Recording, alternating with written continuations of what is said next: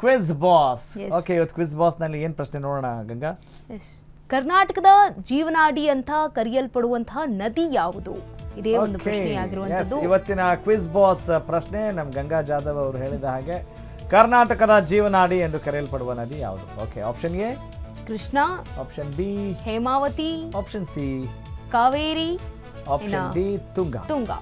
Okay, ಈ ಪ್ರಶ್ನೆಗೆ ಉತ್ತರ ನೀಡಲು ನೀವು ಕರೆ ಮಾಡಬೇಕಾದಂಥ ಒಂದು ಸಂಖ್ಯೆ ಡಿಸ್ಪ್ಲೇ ಆಗ್ತಾ ಇದೆ.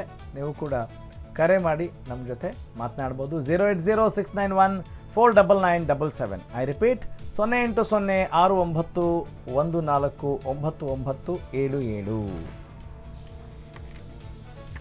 Okay, this is the quiz boss question.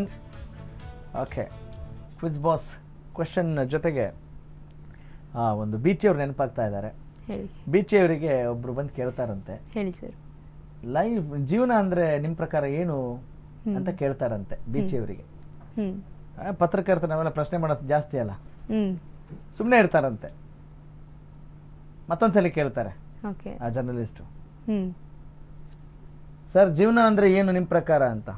ಅದಕ್ಕೆ ಬೀಚಿಯವರು ಅಂತಾರಂತೆ, ಅಲ್ಲ ಸರ್ ಅದೇ ಜೀವನ ಅಂದ್ರೆ life is beautiful, life is awesome, life is short ಅಂತಾರಲ್ಲ, ಏನೇನೋ ಇದಾವಲ್ಲ, ನಿಮ್ ಪ್ರಕಾರ ಏನು ಅಂತ ಕೇಳಿದ್ರಂತೆ.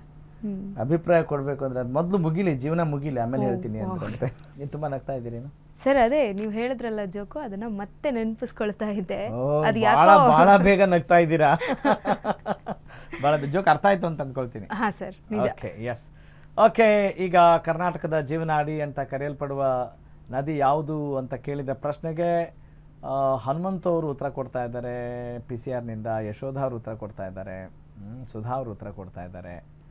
ಎಸ್, ಮತ್ತೆ ಇನ್ನು ಕಾಲ್ ತಗೊಳ್ಳಿ ಅಂತ ಹೇಳಿದ್ರೆ ಕಾಲ್ ಬಿಟ್ಟು ಇವರೇ ಕೊಡ್ತಾ ಇದಾರಲ್ಲಪ್ಪ. ಓಕೆ, ಎನಿವೆ ಸರಿಯಾದಂಥ ಉತ್ತರ ಏನು ಅಂತ ನೋಡೋಣ. ಒಬ್ಬರು ತುಂಗಾ ಅಂತ ಹೇಳ್ತಾ ಇದ್ದಾರೆ, ಯಾರು ಅಂತ ಹೇಳಿದ್ರೆ ಗೊತ್ತಾಗಿಲ್ಲ. ಈಗ ಸರಿಯಾದಂಥ ಉತ್ತರ ನೋಡೋಣವೇ? ಸರಿಯಾದಂಥ ಉತ್ತರ ಕಾವೇರಿ.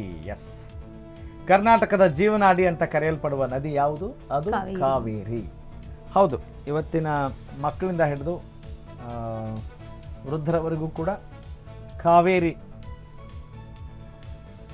ಸಂಚಲನವನ್ನು ಸೃಷ್ಟಿ ಮಾಡಿಬಿಟ್ಟಿದೆ. ಯಾಕಂತ ಹೇಳಿದ್ರೆ ಹಲವು ದಶಕಗಳಿಂದ ಕಾವೇರಿದ ವಾತಾವರಣವೇ ನಿರ್ಮಾಣವಾಗಿದೆ.